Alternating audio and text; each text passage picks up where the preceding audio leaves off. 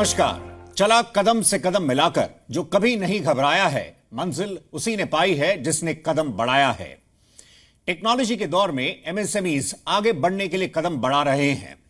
हमने financing, innovation, branding, marketing पर खास सेशन के बाद आज हम एसएमई एक्सप्रेस में टेक्नोलॉजी पर मंथन करने वाले हैं। दरअसल ये दौर टेक्नोलॉजी का है और ये आपकी और हमारी जिंदगी को तेजी से बदल रही है, साथ ही कारोबार करने का अंदाज भी बदल रहा है। तो फिर ऐसे में स्मॉल बिजनेसेस को इंडस्ट्री के लीडर्स देंगे ग्रोथ का फंडा। इस स्टूडियो में हमारे साथ मौजूद हैं doctor Ajay data, founder data एक्जेन technologies. आपका भी धन्यवाद कार्यक्रम में पार्टिसिपेट करने के लिए। आपसे हम समझेंगे, आप बताइए आपने ग्राउंड पर किस तरह से इस बदलावों को आपने कैप्चर किया है, इस क्षेत्र की पल्स को आप किस तरह से रीड कर रहे हैं, आप हमारे साथ क्या शेयर करेंगे? देखिए, कोविड ने आईटी इंडस्ट्री के लिए और जनरली जहां पर भी डिजिटल अडॉप्शन होना चाहिए था उसको कम से कम 10 साल पीछे ले आया है। जो 10 साल में हम अचीव करते हैं वो कोविड ने 1 साल में अचीव कर दिया है, the adoption of digital technology. यानी जिस तेजी से आप कह रहे हैं ये जो अडॉप्शन हो रही है वो अदरवाइज 10 साल बाद होती। क्योंकि आप किसी भी सेक्टर को ले लीजिए, तेजस क्या कह रहे हैं, मैं 10 ऑफिस बैठ के चला सकता हूं, ये उनका पहले कभी सोच ही नहीं था। आप मैकेंजी से मैं बात करता हूं, केपीएमजी से बात करता हूं, बिग फोर से मैं बात करता हूं, they have started thinking that national meetings of all the partners could be remotely done. They need not to bring in millions of dollars spent on travel and stay and then they have the meeting.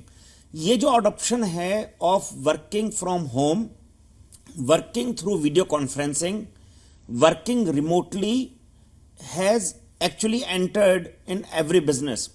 Another thing which has happened very strongly in every business is if technology can empower something, it will, and you better adopt it, otherwise you will be left behind. इस बदलाव के दौर में हम ये भी देख रहे हैं, जैसे स्मॉल बिजनेसेस की जहां तक बात है, वो उनको कई तरह के चैलेंजेस रहे हैं। इसमें एक फ्रंट पर हमने देखा कि जैसे जिस तरह से जो लोकल लैंग्वेजेस का प्ले है उसको आप किस तरह से देखेंगे, क्योंकि इंडिया में अभी ऑलमोस्ट 20+ लैंग्वेजेस हैं जो बोली जाती हैं, लेकिन अगर आप नेट पर देखें तो जो लार्जली डोमिनेटेड है इंग्लिश है और हिंदी है। इसमें अगर आपके फ्रंट पर तो देखते हैं हम, जैसे फॉर एग्जांपल डेटा मेल है या वीडियो मीट है, आप अपनी प्रिस्क्राइब लैंग्वेज में कम्युनिकेट कर सकते हैं। गवर्नमेंट की तरफ से भी इस फ्रंट पर पुश हो रहा है कि इंटरनेट एक्सेस लोकल लैंग्वेजेस में हो सके।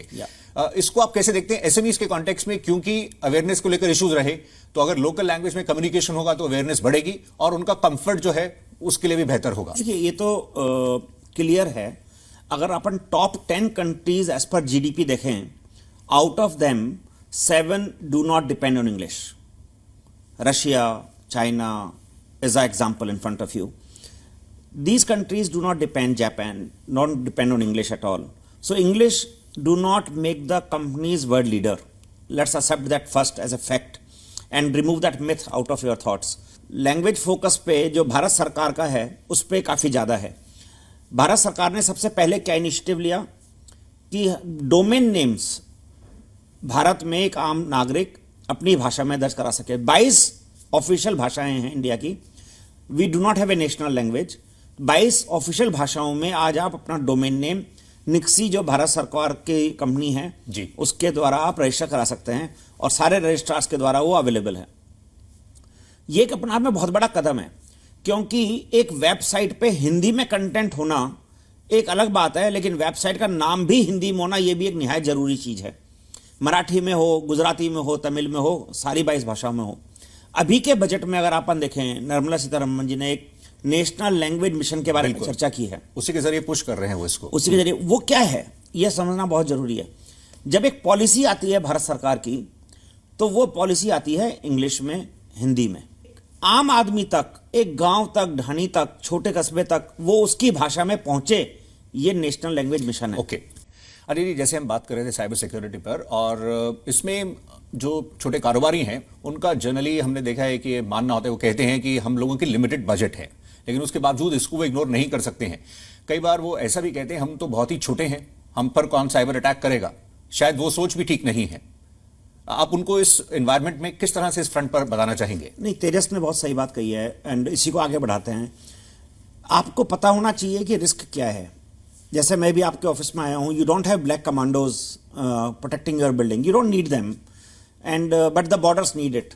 सिक्योरिटी हर तरफ चाहिए। आपको किस लेवल की सिक्योरिटी चाहिए और कितनी चाहिए और कितना उस पर स्पेंड करना चाहिए, आपको इसका अंदाजा होना चाहिए। लेकिन जब आपको पता हो ये सिक्योर करना है तो उसको इग्नोर नहीं करना चाहिए। That is a very important thing.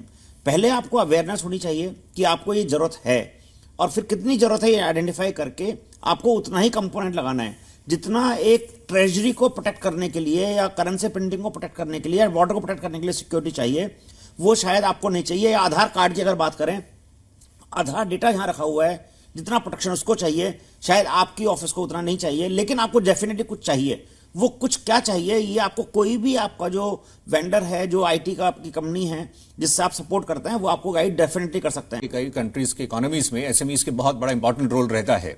और पर आप कह रहे हैं ये जो आत्मनिर्भर भारत है जैसे, या वोकल फॉर लोकल है, और उस बैकड्रॉप में कई तरह की नई अपॉर्चुनिटीज आएंगी और बहुत एब्सोल्युटली, एंड इसी उस एंगल को सारे को मर्ज करके देखा जाना चाहिए सेक्टर को, क्योंकि इसी के अंदर सबसे ज्यादा अपॉर्चुनिटी आने वाली है।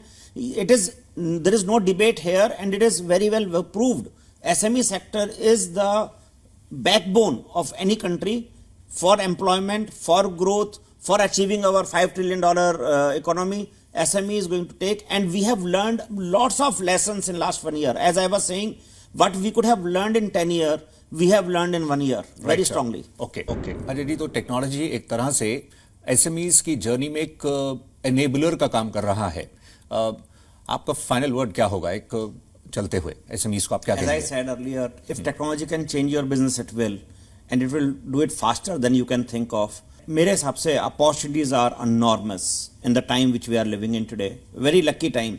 When we started businesses around 30 years before tele, or we started 20 years before, there was no Google, there was no mobile phone, there was no internet, there was no Google, and there was no Uber, Oyo, Paytms. Nothing was there, and you were starting a business. There was no information.